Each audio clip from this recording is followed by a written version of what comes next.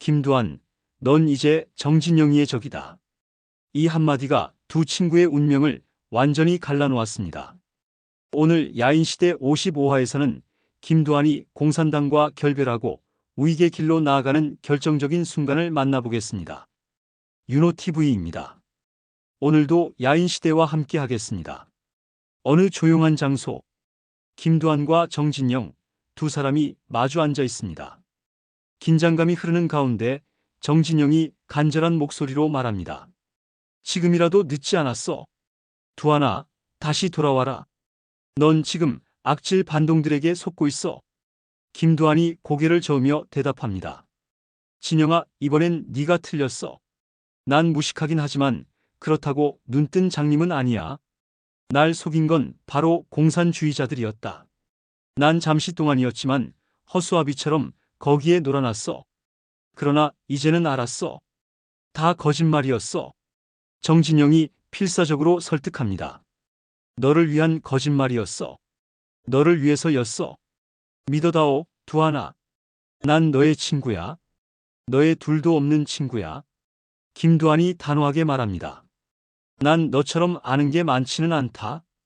그러나 공산주의가 내게는 맞지 않는다는 건 알아. 그렇게 가난했어도 우린 지금처럼 싸우지는 않았어. 너는 변했다. 많이 변했어. 공산주의가 그렇게 만든 것 같구나. 정진영이 격하게 반박합니다. 아니, 천만의 그 잘나고 배부른 우익들 때문이야. 그들이 이 사회와 나라를 이 꼴로 만들었어. 부르주아들 말이야. 똥배에 기름이나 가득 찬 더러운 부르주아들 말이야. 너야말로 변했어. 종로의 오야붕 생활을 오래 하다 보니까 너도 모르게 변한 거야. 부르주아가 된 거지. 그리고 저 우익의 간악한 꾀임에 넘어가 버린 거라고. 김두한이 애절하게 말합니다. 친영아, 그만하자. 쉽게 말하마. 김두한이 손으로 눈물을 닦습니다. 그의 목소리가 떨립니다. 난 널 잃고 싶지 않다. 널 잃고 싶지 않아. 너는 이 세상에서 누구보다도 이 김두한이와 제일 가까운 친구야. 진영아, 내 말 알아듣겠어? 진영아? 정진영이 슬픈 목소리로 대답합니다. 도무지 이야기가 통하지 않는구나. 비극이다 그래, 두한아. 이 정진영이도 친구라고는 너밖에 없다. 그런데 말이다. 이 자리가 너와 내가 마주 앉은 마지막 자리가 되어야겠니? 두한아. 정말 진영아, 우리 사이에 이 방법 밖엔 없겠냐? 정진영이 냉정하게 말합니다. 우리 공산주의는 사상을 달리하면은 적이 된다고 배웠다. 마지막으로 한 번만 부탁한다. 돌아와다오.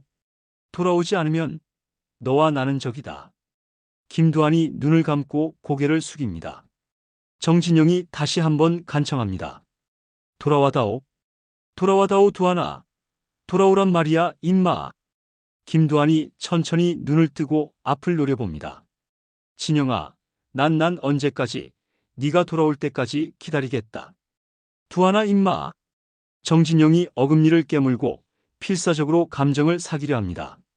하지만 결국 눈물이 흘러내립니다. 아니, 그렇게 안 된다는 것을 곧 알게 될 거다. 김두한, 넌 이제 정진영이의 적이다. 장면이 바뀝니다. 정진영이 마지막으로 말합니다. 잘 가라. 정진영이 두한에게 악수를 청합니다. 그러나 김두한은 응하지 않습니다. 정진영의 얼굴이 분노로 일그러집니다. 한편 우미관 사무실. 개코가 답답한 듯 말합니다. 도대체 어떻게 돌아가는 것인지 그냥 내 대급박으로는 이해가 안 된단께. 아니, 일본 놈들도 싹 물러간 판에 두한이 오야붕하고 진영이가 몹시 아쉬워서 싸우냐 고 말이여. 음에 답답해 미쳐 불겄네 참말로. 개코, 너는 잘 이해하기가 어려울 거다. 이 사상이라는 건 그렇게 무서운 거야. 부모 자식도 없고 형제도 없는 것이 바로 사상이야. 휘발유가 묻습니다. 사상? 그게 저 뭔 말씀입니까, 형님? 서양말로 이데오르기라고 하는 것이다. 정치 이념을 말하는 거지. 이 잘 모르는 너희들에게 문자를 쓰는 것 같지만 국가를 운영하는 기본 구조와 생각을 말하는 거야. 즉, 이 자본주의냐 공산주의냐 하는 그런 거 말이야. 그러니까 지금 우리 조선은 바로 그걸 가지고 싸우고 있어. 김영태가 말을 이어갑니다. 그러니까 지금 우리 오야붕과 진영이는 서로 이념이 다르기 때문에 자기 생각을 주장하는 거지. 안타깝게도 이 사상이라는 것은 이 위아래도 없고 조직도 끼어들 틈이 별로 없어. 아주 지독한 것이니까. 아이 성님 아이 근다고 어떻게 개 닭 쫓듯이 하루아침에 그렇게 헌다요? 에? 우리는 아닐소. 피를 나눈 친형제는 아니지만서도 그보다 더 친한 그런 사이였어라우. 수표교 달이 그지 시절부터 그랬소.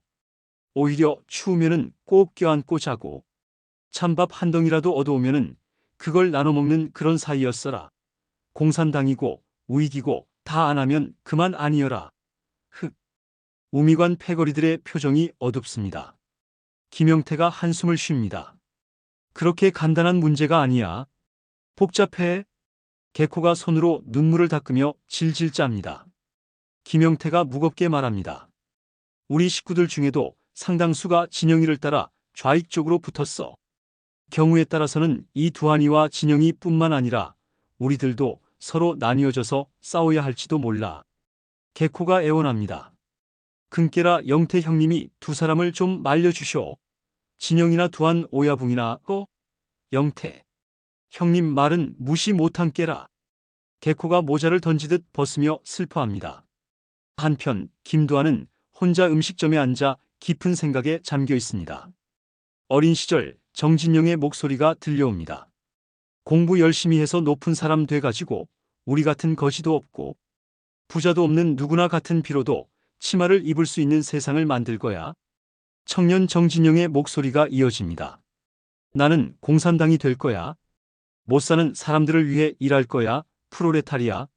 같은 시각 정진영은 밤거리에서 눈물을 흘리며 걷고 있습니다. 김두한이 손으로 얼굴을 감싸주며 생각에 잠깁니다. 장면이 바뀌어 공산당 본부입니다. 신불출이 정진영에게 묻습니다. 동무 다녀온 일은 어떻게 되었소? 어떻게 되었소? 우리 박헌영 동지께서 관심이 아주 많으시오. 박헌영이 말합니다. 뭔가 일이 잘 안 된 것 같소? 정진영이 고개를 숙입니다. 예, 동무. 그렇게 되었습니다. 박헌영이 웃으며 말합니다. 허허, 무슨 일이든 첫 술에 배부른 법은 없는 법이요. 중요한 일일수록 더욱 그렇지. 정진영이 간절하게 말합니다. 참모장 동무, 전 아직 포기하지 않았습니다. 김두한 동무는 갑자기 너무 충격을 받아 잠시 혼란할 뿐입니다. 어렸을 때부터 함께 살아온 오랜 친구입니다. 반드시 설득시키겠습니다. 신불출이 단호하게 말합니다. 천만에 천만에. 김두한은 인민들의 위대한 영웅이신 여기 박헌영 동지를 테러한 자요. 그것이 가능하리라 생각하시오? 김두한은 더 이상 우리들의 동지가 아니오. 다시 말해서 김두한이는 이제 우리들의 가장 위험한 적이 되었다는 사실이요. 박헌영이 엄숙하게 말합니다. 그렇죠, 동무. 우리 당원들에게 있어서 감정과 인정은 금물이요. 우리 전투적이고 영웅적인 열렬한 혁명 전사들에 있어서는 더더욱 그러하오. 잊으시오. 이미 그자는 저 비열하고 더러운 우익의 추구가 되었소. 박헌영이 가방을 열며 말합니다. 동무, 그 가방 여시오. 자, 보시오. 북에서 김두한이에게 내려보낸 것이요. 공산당 당원진과 더불어 군번 6번, 육군 소장, 조선인민군 남반부 총사령관에 임명하는 이 사령장이요. 신불출이 놀라며 말합니다. 사령장? 박헌영이 사령장 용지를 찢어버립니다. 그러나 소용이 없는 일이 되고 말았소. 인민의 영웅이 될 수 있었는데 끝나버렸단 말이오. 동무, 앞으로는 동무가 전위대 대장을 맡으시오. 김두한이가 잠시 맡았던 그 직책 말이오. 신불출이 경고합니다. 박용직이가 김두한을 저렇게 확고하게 전향시켰을 때에는 어떤 목적이 분명히 있었을 것이오. 그리고 기억해 두시오. 김두한이가 우리에게 등을 돌린 이상 어떤 식으로든 우리와 부딪히게 될 것이라는 점 말이오. 한편 우익 진영에서는 박용직이 염동진에게 보고하고 있습니다. 지금쯤 좌익 쪽에서는 대사건이라고 생각하고 있을 겁니다. 김두한 군이 저들의 전위대를 나오기로 했습니다. 저들로서는 상상 이상의 큰 타격입니다. 염동진이 웃으며 말합니다. 알고 있소. 곧 탈퇴 선언을 한다고요? 박용직이 확신에 찬 목소리로 말합니다. 그렇습니다. 지금 저희 동무들이 각 신문사에 연락하고 있습니다. 장면이 바뀌어 조선청년전위대 탈퇴 해체 기자회견장입니다. 수레바퀴 뒤에서 김천호와 김혜숙이 보고 있습니다. 김천호가 말합니다. 영광스럽게도 위대하신 박헌영 동무께서 저 배신자에 대한 처분을 일임하셨습니다. 이미 그 준비가 잘 진행되고 있습니다. 김혜숙이 충고합니다. 하지만 전위대장은 정진영 동무가 맡았습니다. 지시는 잘 받아야 될 겁니다. 그때 정진영이 나타나 명령합니다. 서둘지 마. 모든 건 내 명령을 받아. 알아듣겠어? 그 일은 내가 해결할 거야. 회견장 안에서는 기자들이 카메라를 들고 플래시를 터뜨립니다. 김두한이 연단에 서서 말을 시작합니다. 저 김두한을 보시고 기자회견을 와주신 기자님들 감사합니다. 분명히 말씀드리지만은 이 시간 이후로 저 김두한은 조선청년전위대를 탈퇴함과 동시에 완전 해체함을 선언하겠습니다. 우미관 패거리들이 격하게 박수를 칩니다. 박 기자가 질문합니다. 김두한 씨가 그런 권리가 있는 겁니까? 김두한이 자신있게 대답합니다. 그렇습니다. 이 조선청년전위대는 다 내 부하들입니다. 다른 기자가 묻습니다. 완전한 결별입니까? 김두한이 힘주어 말합니다. 공산주의자들과 완전한 결별을 뜻합니다. 신탁 통치를 주장해온 공산당에 대해서 깊은 회의를 느껴왔습니다. 일제 36년도 부족해서 또 식민국이 되겠다는 게 말이 됩니까? 신탁 찬성은 소련의 연방이 되겠다는 망국적 발상입니다. 김두한이 진심을 담아 말합니다. 잘못된 길을 들었던 것을 반성하고 민족 앞에 사죄하겠습니다. 이후로 저 김두한은 애국의 길을 갈 것입니다. 나레이션이 이어집니다. 그랬다. 해방 이듬해인 1946년 초 김두한은 잠시 몸담았던 공산주의 행동대인 조선청년전위대의 대장직을 내놓으면서 그 단체의 해체를 선언했다. 그것은 그가 앞으로 있을 우익의 선봉장이 되는 것을 뜻하는 것이었다. 그리고 또 하나 공산주의자들이 노리는 가장 위험 인물의 하나로서 제거되어야 할 이름 첫머리에 오른 것이었다. 한편 김두한의 집 오숙군이 임동호 의사와 함께 조모를 돌보고 있습니다. 오숙군이 말합니다. 번번이 고생이 많으십니다. 임동호가 겸손하게 대답합니다. 아, 무슨 말씀을요? 오숙군이 조심스럽게 묻습니다. 어머님 좀 어떠신지요? 점점 숨가빠하시니 임동호가 한숨을 쉬며 설명합니다. 예, 노안에다 이제 기력마저 떨어지셔서 그럽니다. 말씀드렸듯이 연세 드신 분들에겐 노안이란 어쩔 수 없는 것이죠.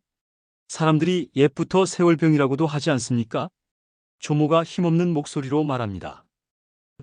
다음에는 오지 마시오. 나도 안다오. 어쩔 수 없다는 것을. 임동호가 웃으며 대답합니다. 허허 하지만 대단하십니다. 다른 분들 같았으면 벌써 어려웠을 겁니다. 조리 잘하십시오.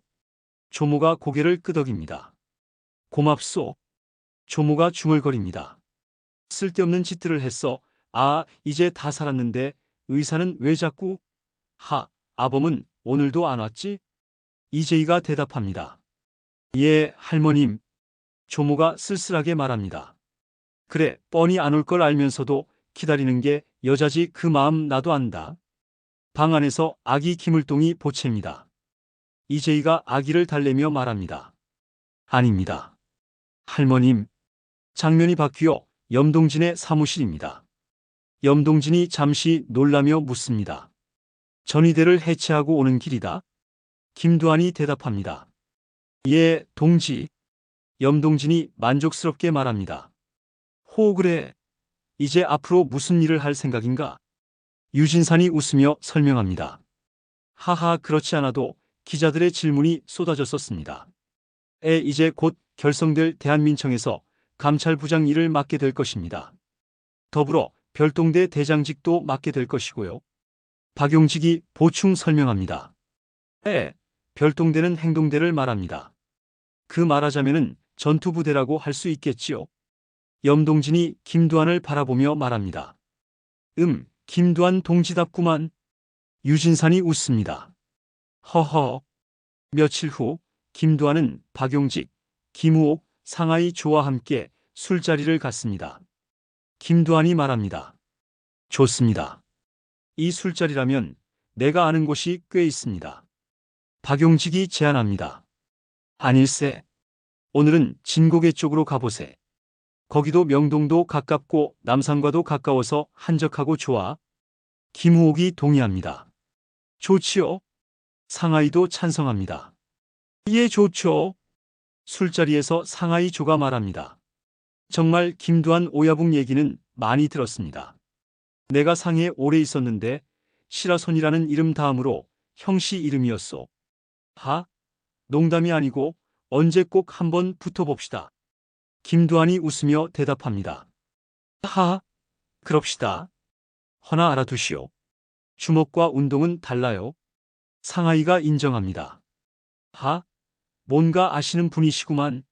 그래서 내가 번번이 후옥이 형님한테 깨지고 있지 않습니까? 운동으로 말입니다. 김후옥이 웃으며 말합니다. 귀담아 듣지 마시오. 이 친구가 원래 허풍이 새입니다. 혹시 김무옥이라고 아시오? 함께 있다고 들었는데? 김두한이 대답합니다. 예, 한 식구입니다. 개인적으로는 친구죠. 김후옥이 말합니다. 내가 전라도 광주에 있을 때 그 친구를 가르쳤소. 유도 말이오. 3단쯤 되어서 떠나버렸지. 내가 그 친구보다 10살이 많소. 김두한이 놀라며 말합니다. 그렇습니까? 이거 참 그런 줄은 꿈에도 몰랐습니다. 그리고 그렇게 연세가 많으신 줄도 몰랐습니다. 지금부터 말씀 낮추십시오. 김후옥이 고마워합니다. 고맙네. 그렇다면 그렇게 하지. 여기가 명동 근처 같은데? 김두한이 대답합니다. 조금 더 가면 진고개입니다. 그 시각 우미관에서는 김영태가 신문을 보며 말합니다. 이거 신문마다 두한이가 전위대를 탈퇴하고 해체한 기사로구만. 이거 도대체 어디가 있는 거야? 여태 아무 소식도 없으니. 신영균이 묻습니다. 지금쯤 진영이는 어떻게 되는 겁니까? 어차피 오야붕이 전위대를 해체했다면은 진영이하고는 완전히 갈라선 거 아닙니까? 김영태가 대답합니다. 그건 이전부터 그렇게 되어 있었어. 홍만길이 묻습니다. 그럼 이제부터 어떻게 되는 겁니까? 김영태가 설명합니다. 듣지 못했어? 이 기자회견장에서 말하지 않았나? 새로운 청년단을 조직할 거라고 말이야. 공산당의 반대가 아니겠나? 우리 진영 말이야. 이 앞으로 진영이하고 싸우게 될 거야. 개코가 한탄합니다. 웜에 아따 어쩌다 요로롬 돼버렸을까이? 휘발유가 말합니다. 의리를 앞세우고 사는 우리들입니다. 진영이가 그럴 순 없지요. 끝까지 막 나간다면 우리도 가만히 있을 순 없지 않습니까? 개코가 놀라며 반문합니다. 엄마, 아니 가만히 안 있으면 죽이기라도 할 것이요? 휘발유가 냉정하게 말합니다. 그쪽에서 그렇게 나오면 우리도 그럴 수밖에 없는 거 아냐? 개코가 탄식합니다. 웜의 요 말하는 뽐새 좀 보소인 거? 두한 오야붕하고 진영이는 피를 나는 형제보다도 더 가까운 친구 사이여. 신영균이 분노하며 말합니다. 때려쳐. 그런 놈이 오야붕한테 기어올라. 가만 안 둘 거야. 내 손에 걸리면 절대로 그냥 안 둬. 절대로. 그날 밤 술자리에서 시라소니와 사고야마가 우미관 식구들과 마주칩니다. 처음엔 오노가 웨이터에게 시비를 겁니다. 손님은 왕이다. 우미관 사람들이 뭔지는 모르겠지만 아무튼 우리가 먼저 아냐. 삼수가 나섭니다. 왜 이리 소란인가? 일본 사람인가? 오노가 대답합니다. 그렇다. 삼수가 경고합니다. 조용히 마시고 가라. 다치기 전에. 오노가 비웃습니다. 하하하하 재미있군. 누구한테 다친다는 것인가? 바로 넌가? 삼수가 분노합니다. 하, 지금이 어느 땐데 아직까지 쪽발이 놈들이 살아서 까불고 있어. 싸움이 벌어지려는 순간 시라소니가 나타나 중재합니다. 그만들 하라, 그만들 해고 사고야마 아니네. 사고야마가 놀랍니다. 어이, 시라소니. 시라소니가 설명합니다. 고 내 친구야. 사고야마라고 고 일본에서 알아주는 유명한 야쿠자디. 내래 고 이 친구랑 내래 봉천에서 붙었는데 고 만만티 않았어. 길에도 고 나한텐 깨졌지. 고 니네 오야붕 두한이 만나러 온 모양인데 오야붕 있네. 김영태가 대답합니다. 아직 안 돌아오셨습니다. 시라소니가 불만을 표합니다. 기껏 참 만나기 어렵구만 길에. 사고야마가 궁금해합니다. 자네 여기 오야붕과 붙어보았나? 조선 제1의 주먹이라고 하던데. 시라소니가 대답합니다. 아직 못 만났어야. 곧 만나게 되겠디. 식구들이 소개됩니다. 문영철이 말합니다. 난 문영철이야. 이쪽은 김영태 형님. 여긴 내 친구 김무옥이고 신영균, 홍만길, 저쪽이 삼수, 휘발유, 그리고 제가 개코, 그 옆이 김관철이야. 시라소니가 선언합니다. 고 니거 난장판이 돼버렸다나 이거. 응? 고 나오라. 고 다들 나와서 고 한 잔들 하자. 시라소니가 먼저 자리를 뜹니다. 하지만 사고야마는 김영태에게 중요한 이야기가 있다며 남습니다. 사고야마가 말합니다. 엄청난 일이 하나 있어. 이 경성 안에 무려 4,800km가 넘는 아편이 잠자고 있어요. 우리 일본이 철수하면서 숨겨놓은 것이요. 값으로 따지면 20억 원이 넘지. 그걸 지금 공산당들이 노리고 있어요. 사고야마가 제안합니다. 어떠토? 김두한 오야붕과 그 일을 의논하려고 온 것이요. 우린 물건이 숨겨져 있는 장소도 알고 있고 또 판매할 곳도 알고 있어요. 그걸 꺼내서 공평하게 나눕시다. 둘이 나누어도 10억씩이요. 10억 말이요. 김영태가 상당히 놀란 표정을 짓습니다. 한편 김두한과 박용직 일행은 즐거운 술자리를 마치고 헤어집니다. 박용직이 웃으며 말합니다. 오늘 아주 정말 즐겁게 마셨네. 우리는 각자 볼 일들이 있어. 그냥 여기서 헤어지는 게 좋아. 그냥 가게. 김두한이 말합니다. 거기까지 모셔다 드리겠습니다. 박용직이 다시 거절합니다. 아니야. 바로 저기인데 뭘. 자, 그럼 또 보세. 상하이가 인사합니다. 조심히 가십시오. 그 시각 어둠 속에서 김천호가 전위대원들과 대기하고 있습니다. 오늘 박용직이와 김두한이는 세상 구경이 마지막일 것이다. 중간에 길은 잘 막아놓았겠지? 전위대원이 대답합니다. 예, 동무, 대원들이 기다리고 있습니다. 김천호가 단호하게 명령합니다. 실수를 해서는 안 된다. 박헌영 동무의 명령이야. 가자. 박용직이 걸어가다가 뭔가 이상한 낌새를 느낍니다. 그의 걸음이 빨라집니다. 박용직이 도망치듯 달리다 막다른 길에 도달하고 당황합니다. 그 순간 탕! 전위대원의 총소리가 울립니다. 박용직이 총에 맞고 수레바퀴 뒤로 쓰러집니다. 한편 김두한이 차를 몰고 가다가 앞을 봅니다. 총으로 무장한 전위대원들이 차 주위를 둘러싸고 있습니다. 김두한의 얼굴에 놀라움이 스칩니다. 이게 무슨... 김두한이 급하게 핸들을 꺾습니다. 차가 전위대를 피해 급하게 도주합니다. 전위대원들이 차를 향해 총을 쏩니다. 탕! 총알이 차체를 뚫고 들어옵니다. 김두한의 얼굴에 긴장과 공포, 분노가 교차합니다. 차가 좁은 골목을 빠져나가려 합니다. 하지만 차가 균형을 잃고 다리 난간을 들이받습니다. 차가 다리 아래로 떨어집니다. 꽝! 엄청난 폭발음과 함께 차가 불길에 휩싸입니다. 불타는 차량. 그 안에 김두한의 생사는 알 수 없습니다. 오늘 야인시대 55화 어떠셨나요? 김두한과 정진영의 비극적인 결별, 그리고 공산당의 냉혹한 숙청. 김두한은 과연 이 위기에서 살아남을 수 있을까요?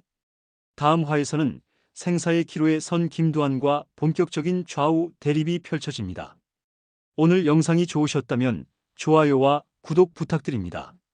댓글로 오늘 이야기에 대한 생각을 들려주세요. 지금까지 윤호TV였습니다. 다음 화에서 또 뵙겠습니다.